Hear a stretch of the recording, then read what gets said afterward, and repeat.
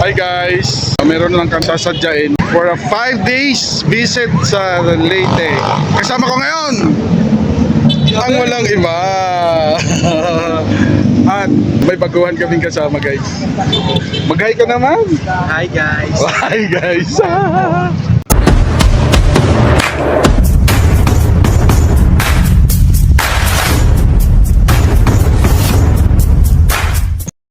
Kami guys ay inatasan lang na maging mensahero para sa ating recipient ng kaunting tulong ng isang Good Samaritan na kaibigan natin na nasa Canada.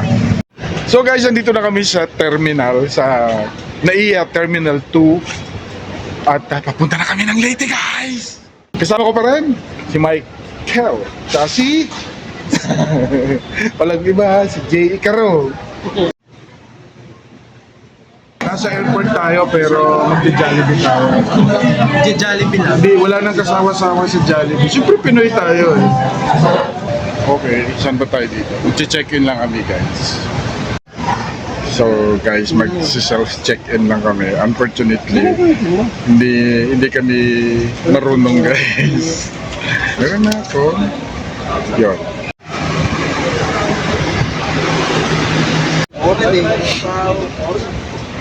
Ayan guys, yung mag-ama. Hindi na nila alam kung anong gagawin.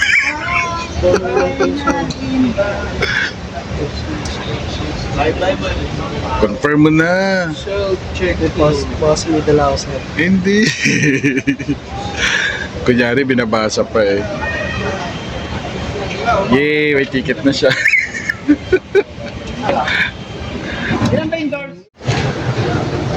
Ayun guys, so napaaga yata kami ng pag-check-in. To be honest, ang flight namin guys ay nasa 4:30 in the morning pa. So nag-check-in kami around, so what time tayo nag-check-in? 11? 12 na ba? So yun, excited lang. Kami ay pupunta ng Southern Leyte. We're not familiar sa lugar. This is my first time actually to travel doon sa Southern Leyte. Ang mangyayari guys, kami po ay naatasan lang po ng isang kaibigan na nakatira sa Canada, no? So nakiusap po sa amin kung pwede po niyang ipaabot sa amin yung kanyang kaunting tulong doon sa isang family na nakatira doon sa isang remote area, no? Dahil napanood niya to guys sa isang documentary report ng isang anchor sa GMA7, si Atom Arroyo. So napanood ng anak niya at medyo naantig yung puso nila guys, no? Gusto nila magpaabot ng konting tulong. Masaya din naman ako dahil pinagkatiwalaan tayo.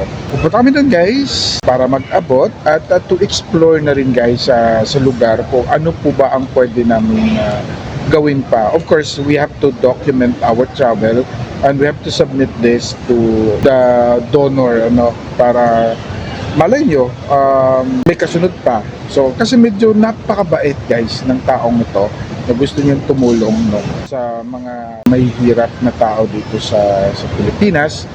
Of course, maraming mahihirap, pero pinipili din namin guys kung sino ang pwede namin tulungan. Kami po ay mensahero kami na ipaabot namin doon sa recipient kung ano man po ang gustong ipaabot ng donor.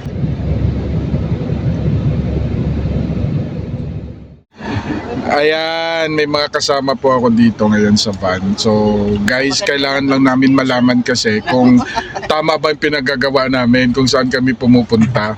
So galing airport sa Tacloban, nag-van kami, hinatid kami ng van papunta dito sa Robinson, like sabi nila, terminal daw to. So ito yung pinaka-main na terminal.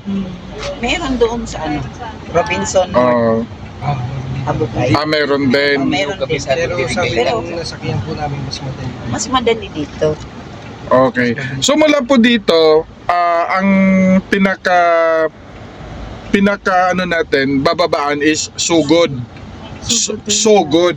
Sugod terminal. Oo, kasi hindi sa Sugod, Sugod. S-O-G-O-D. Yan, kinorek tayo. So Sugod tayo. Mula dito hanggang Sugod ay approximately 2 hours? 3 hours. 3 hours! Sakit na naman sa puwet to, ano? Yun, 3 hours. Tapos ang pamasahin natin, magkano? 400. May pera ka ba, Jay? Pinakamahabang tulay sa... Pinakamataas. Asan dito yung San Juanico Bridge? Ay ba yan? Okay. Grabe yung bangin. Ano, may pulse? Wala.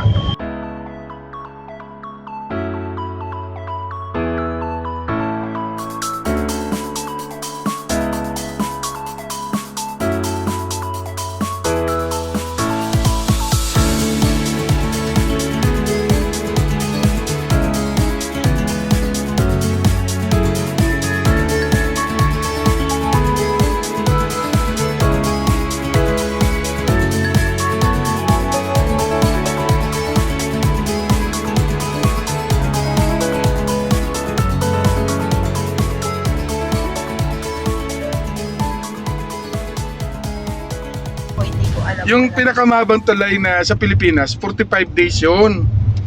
Yung sa Pampanga. Pampanga. Oo, 45 days yun. Kasi Bulacan to Pampanga yun. Sa Bulacan kasi, ang itlog, pagdating mo dun sa dulong tulay, bonda. Hindi ko yan nagagawa.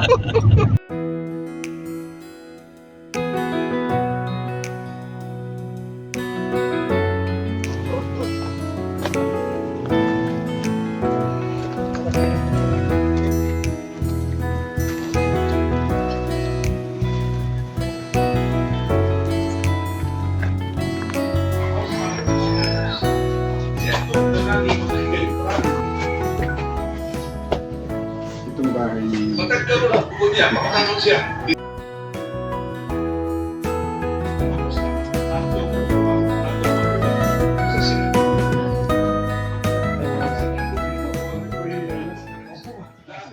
Kami po ay taga Batangas.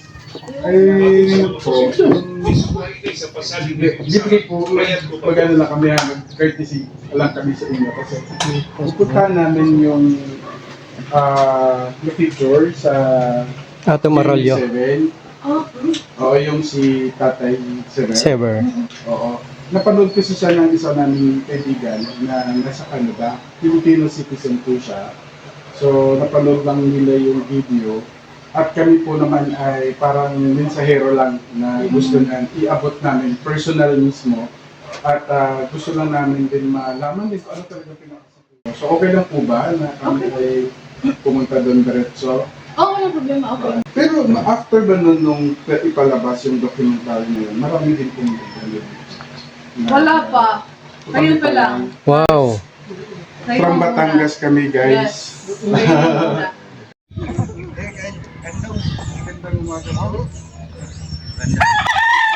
John Levy po.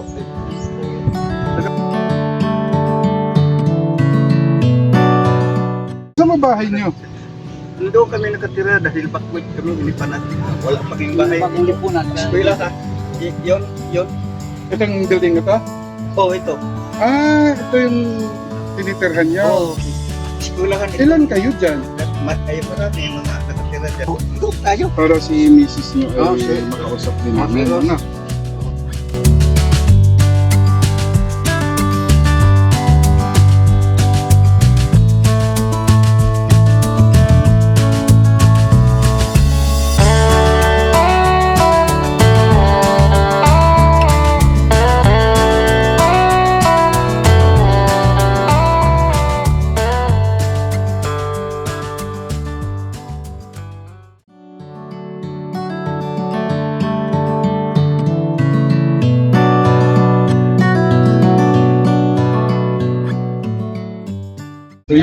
So yun yung gumagabay sa'yo pag kahit sa hanap buhay mo. Na, so nung napanood ko nga si Tito, may paanting-anting si Tata. Hindi naman niya anting-anting. Okay na kayo dyan. Okay na kayo dyan? Okay na. Parang walang si Ate. Ate. Napagtawagan mo tawagan mo. Si Seba, nasaan? Inutos.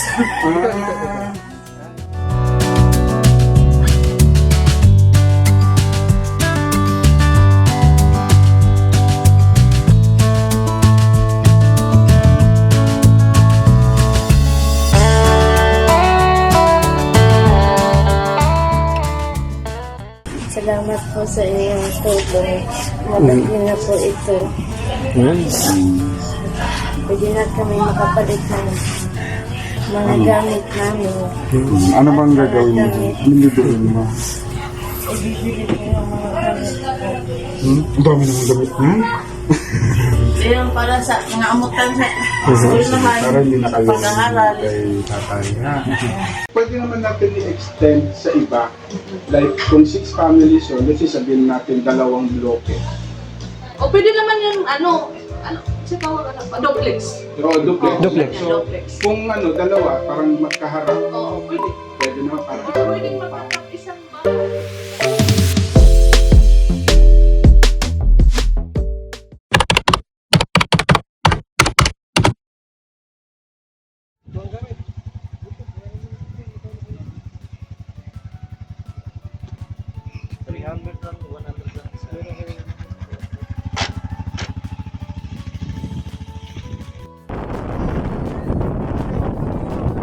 Ay, si dati parang nakakanyag lang.